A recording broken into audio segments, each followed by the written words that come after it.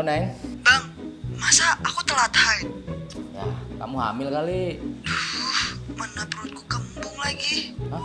Kamu hamil beneran? Iya, mana dari kemarin tuh gampang banget. Capek gitu. Halo? Wah, jangan-jangan hamil beneran nih. Halo, Neng? Neng? Waduh. Jangan-jangan hamil nih beneran nih.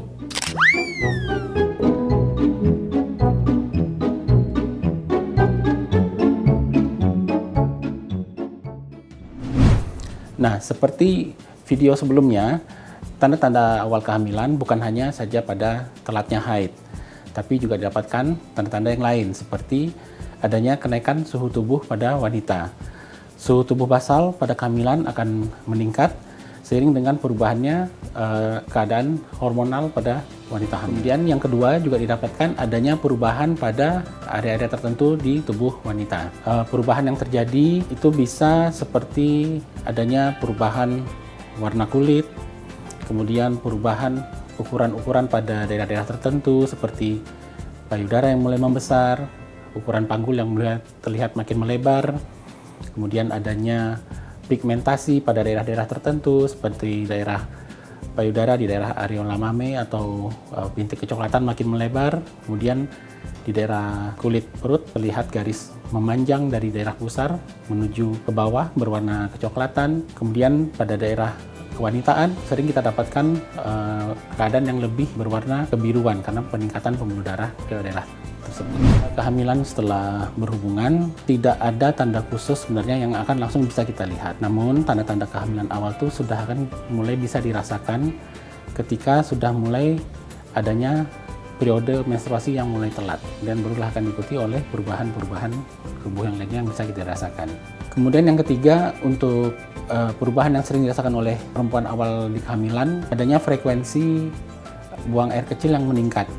Ini biasanya disebabkan karena adanya perubahan anatomi dari ukuran rahim yang makin membesar sehingga menekan kantong kemih yang ada di depan rahim. Kemudian perubahan hormonal di tubuh wanita hamil akan menyebabkan memang produksi urin sendiri meningkat sehingga akan lebih sering buang air kecil. Namun semua itu perlu digarisbawahi bukanlah sesuatu hal yang kita anggap sebagai keadaan patologis atau penyakit, tapi itu adalah hal yang normal. Kemudian yang keempat, hal lain yang sering dikeluhkan juga adanya perubahan sensitivitas terhadap bau-bau tertentu. Ini akibat perubahan hormon tadi sehingga saraf-saraf untuk pembau atau pengecap itu menjadi lebih sensitif. Jadi terkadang sering kita temukan pada awal-awal kehamilan ibu-ibu tertentu kadang tidak menyukai bau seperti ini atau seperti itu. Dan itu tuh hal yang wajar sekali.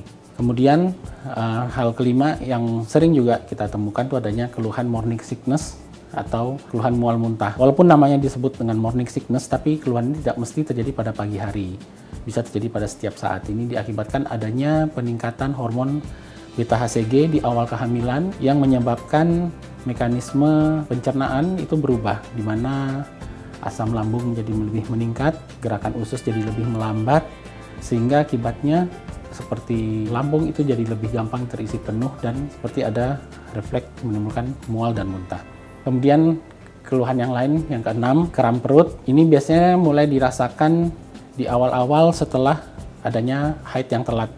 Ini disebabkan adanya peregangan dari penggantung rahim, kemudian volume rahim yang membesar. Biasanya keluhannya hampir sama seperti wanita-wanita yang akan mengalami haid atau menstruasi di hari-hari awal. Saran dan tips dari saya untuk ibu-ibu dengan kehamilan muda, yang dirasakan itu sebenarnya bukanlah suatu keadaan patologis atau penyakit, namun itu perubahan yang wajar akibat mekanisme tubuh kita yang mengalami perubahan dari kehamilan itu. Jadi jangan ragu untuk periksakan ke orang yang lebih mengetahui atau ke dokter kandungan terdekat supaya mendapat edukasi yang baik dan benar. Sekian pembahasan mengenai tanda awal kehamilan dari saya, Dr. Probo Mangastomo, spesialis obstetri ginekologi dari Rumah Sakit AMC Pekayon. Sampai jumpa di pembahasan berikut lainnya. Terima kasih.